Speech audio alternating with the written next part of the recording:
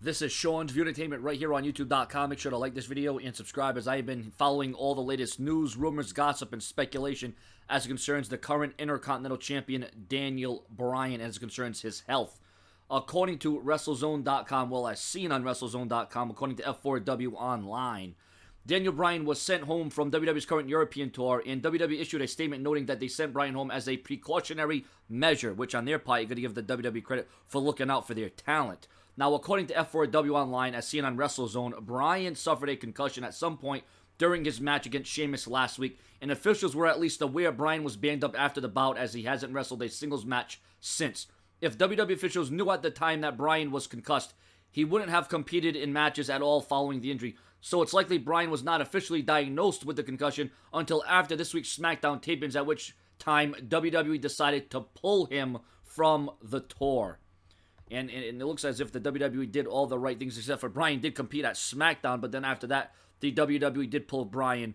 And, this is where, people come up and make jokes and say, oh, we'll take a Z-Pack and that'll solve all the Dave's problems because of all the things that went down with CM Punk. In my opinion, this is a positive update because before this, there was a lot of rumors and speculation that Daniel Bryan's career was in jeopardy. There was a lot of rumors that Daniel Bryan would have had to forfeit the Intercontinental title. Hell, WWE.com even put out a story saying that Daniel Bryan potentially may not be able to make his match versus Bad News Barrett at Extreme Rules with the Intercontinental title on the line. So the fact that this is now being looked at as a concussion and Daniel Bryan's neck and back isn't on the line, although, there is always that, lingering worry in the back of your mind, is my neck going to get, beat up? Is it going to get banged up?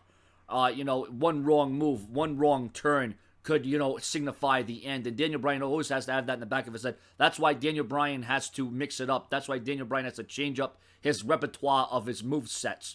So in my opinion, I think this is actually good news, seeing that it's a concussion and not something much more worse or terrible. In my opinion, this is almost like a release. It's a relief of sorts, in my estimation, because I'd rather hear someone having a concussion than their career being ended. Although there have been some competitors and athletes whose careers have been ended due to too many concussions. So that's another thing you have to watch out for. So either way you want to slice it, Daniel Bryan just has to watch out for Daniel Bryan at the end of the day.